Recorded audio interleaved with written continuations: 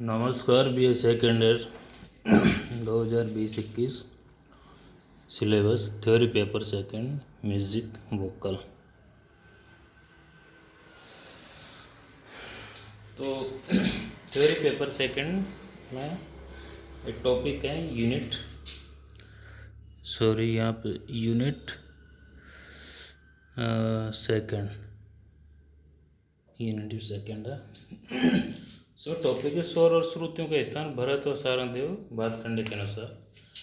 तो मतलब तीनों विद्वानों ने कितनी श्रुतियाँ मानी हैं, उनका आपसे अंतर क्या है, और श्रुतियों में स्वरों को रखने का तरीका, कुल स्वर, विकृत स्वर, शुद्ध स्वर, तो इस बारे में थोड़ी चर्चा करेंगे। ये आज का टॉपिक है। तो सबसे पहले एक बात है जो कॉमन बात है तीनों विद्वानों में, कि श्रुतियाँ तीनों ने 22 ही मानी है, और उनके नामों पे खैर जैसे भरत जी का अनुकरण सारंगदेव जी ने सेम टू सेम किया है लगभग, और कुछ एक उन्होंने क्रमगत नए नियम भी बताए हैं जिनके आगे चर्चा करेंगे। तो सारंगदेव जी ने तो भरत का अनुकरण किया है, तो जैसे उन्होंने 22 माना है वैसे श्रुतियाँ और उनका अंतर भी समान माना है।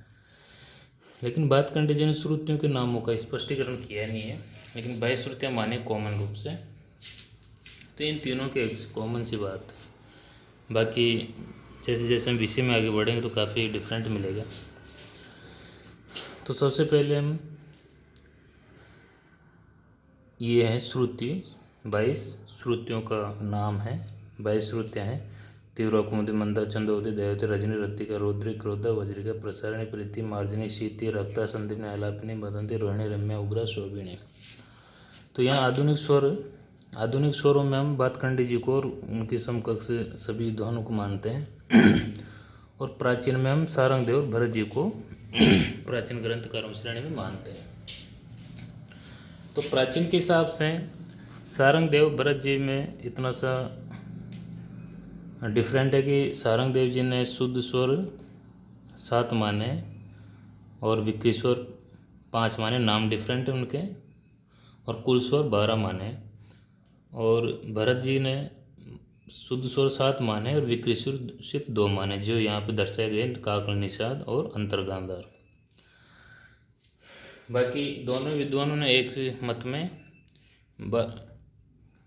22 श्रुतियों और 7 स्वरों को रखने का सिद्धांत एक सा मानना है, और स्वरों को उनकी अंतिम श्रुतियों पर रखा गया। जैसे कि षड्ज की, मध्यम की, पंचम की 4-4, ऋषभ देवत की 3-3 और गांधार, निषाद की 2-2 श्रुतियाँ हैं। तो सभी स्वरों को उनको अंतिम श्रुति पर रखा गया। जैसे कि षड्ज की 4 है, 1 2 3 4, तो उन्होंने चौथी श्रुति में षड्ज को रखा है। ऋषभ की 3 है, 1 2 3, तो ऋषभ को उसकी तीसरी श्रुति पर रखा गया। और गांधार की 2 है, तो 1 2 उसको अंतिम श्रुति पर रखा गया। तो सभी ऐसे क्रम पर रखा गया। मध्यम की 4 है, तो मध्यम की 4 है, तो 1 2 3 4, तो चौथी श्रुति पे। पंचम की 4 है, तो 1 2 3 4, तो ये अंतिम श्रुति पर रखा गया। देवत की 3 है, तो सबको अंतिम। तो इस प्रकार उनका क्रम हो जाता है। षड्ज उनका चौथी श्रुति में, ऋषभ प्राचीन स्वरों को बात कर रहे हैं जिनमें भरत, सारंगदेव। ऋषभ उनका शुद्ध ऋषभ 7वीं में है, शुद्ध गांधार 9वीं में है, और मध्यम शुद्ध जिसको कोमल भी बोल देते हैं उसको 13वीं श्रुति पर रखा है, 17वीं में पंचम रखा है, और 20वीं में देवत को रखा है, और 22वीं में निषाद को रखा है। तो उन्होंने इस प्रकार रखा है। उसी के बाद में जो मध्यकालीन ग्रंथकारों ने चतुर से उस श्लोक के आधार पर अपने श्रुतियों का और स्वरों का निर्धारण किया है, जो इनसे पहले वीडियोस में बताए जा चुके हैं।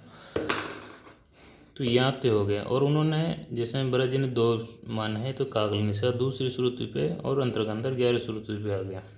अब रही आधुनिक स्वर।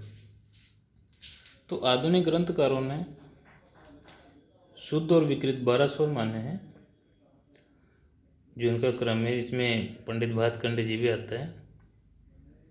तो उन्होंने जैसे इन्होंने षड्ज मध्यम पंचम की चार चार श्रुति मानी है, ऋषभ देवत की 3 और गांधारी साथ की 2 मानी। तो मानने का तो श्रुतियों की संख्या तो उन्होंने भी समान मानी है सभी। जो उन्होंने जो स्वर प्राचीन वालों का जो श्रुति संख्या है स्वर के हिसाब से वही आधुनिक के हिसाब से मानी गई है।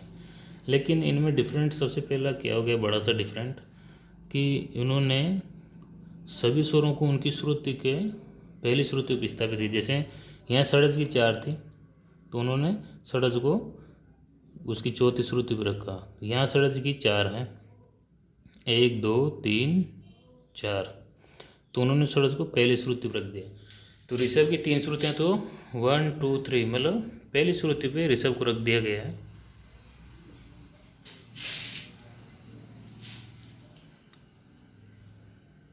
पहली श्रुति पे ऋषभ को रख दिया गया। मध्य ग की 2 हैं तो 1 2 2 रख दिया गया है। हम कोमल स्वरों के बारे में बाद में बात करेंगे। म की 4 हैं तो 1 2 1 2 3 4, तो पहली श्रुति। तो जैसे इन्होंने स्वरों को उनकी श्रुति के अंतिम स्वर पर रखा प्राचीन ग्रंथकारों ने, वैसे आधुनिक ग्रंथकार से पंडित वादखंडे जी को का स्थान मुख्य रूप से माना जाता है। तो उन्होंने शुद्ध स्वरों को उनकी पहली श्रुति पर स्थापित किया। तो ये मुख्य डिफरेंट हो गया। इसी के साथ ही तो ये सारंगदेव जी भरत जी का श्रुति स्वर विभाजन, क्योंकि भरत का अनुकरण सारंगदेव जी ने अधिकतर किया है इन श्रुति और स्वर विभाजन के मामले में, और जो डिफरेंट था वो बता ही दिया है। अब इसके साथ ही पंडित भातखंडे जी ने स्वरों को वीणा के तार पे स्थापित किया है और उनकी आंदोलन संख्या बताई गई है यहाँ पे।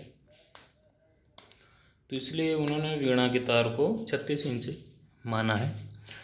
तो घुड़च होता है, जैसे तुम्बे के पास में होता है घुड़च से मेरू, मेरू मतलब शीर्ष स्थान, जैसे वीणा का शीर्ष स्थान जहाँ खूंटियाँ लगी रहती है उसको मेरू कहते हैं। और घुड़च जहाँ पे डांड तुम्बे से जुड़ा होता है वहाँ घुड़च होता है। तो मेरू से घुड़च के बीच के तार को 36 इंच माना है उन्होंने। तो 36 इंच के हिसाब से उन्होंने स्वरों का विभाजन किया है। तो जब हम पूरे तार को पर्दों में बिना दबाए बजाते हैं तो मध्य सा की ध्वनि निकालता है, ऐसा उन्होंने अनुमान किया है। अगर मध्य सा की निकालता है तो उन्होंने उसी हिसाब से उन्होंने स्वरों को स्थापित किया है। तो मतलब जैसे कि घुड़च से मेरू की दूरी है 36 इंच, तो 36 इंच में बिना दबाए जब हम तार को छेड़ेंगे तो 36 इंच के हिसाब से शुद्ध सा बजेगा। फिर हम 34 इंच में दबाएंगे तो कोमल रे बजेगा। शुद्ध रे 32 इंच में जब पर्दे में तार को दबाएंगे तो कोमल रे बजेगा। कोमल ग 30 इंच की दूरी पे जैसे घुड़च से 30 इंच की दूरी पे हम तार को दबाएंगे तो कोमल ग बजेगा। तो इस प्रकार ये शुद्ध ग मध्य की सबकी सारणी में दे रखा है। शुद्ध मध्यम 27 इंच बजेगा, तीव्र 25.5 इंच में, पंचम 24 इंच में, कोमल देव 22 से 2/9 इंच में, शुद्ध देव 21 से 1/3 इंच में, और कोमल नी 20 इंच में, और शुद्ध नी 19 से 1/9 इंच पर बजेगा। तो ये हम घुड़च से इस दूरी पे जब हम पर्दे में तार को दबाएंगे तो बजेगा। तो उनकी आंदोलन संख्या दी है उन्होंने 240, कोमल रे की 254 से 2/17, शुद्ध ऋषभ की 270, कोमल ग की 388, शुद्ध ग की 301 से 17/43, शुद्ध मध्यम जिसको कोमल मध्यम बोलते हैं, क्योंकि मध्यम विकृत अवस्था में चढ़ता है, बाकी स्वर उतरते हैं आधुनिक ग्रंथकारों के हिसाब से। तो शुद्ध मध्यम की 27 इंच में, तीव्र मध्यम 25.5 इंच, पंचम 24 इंच।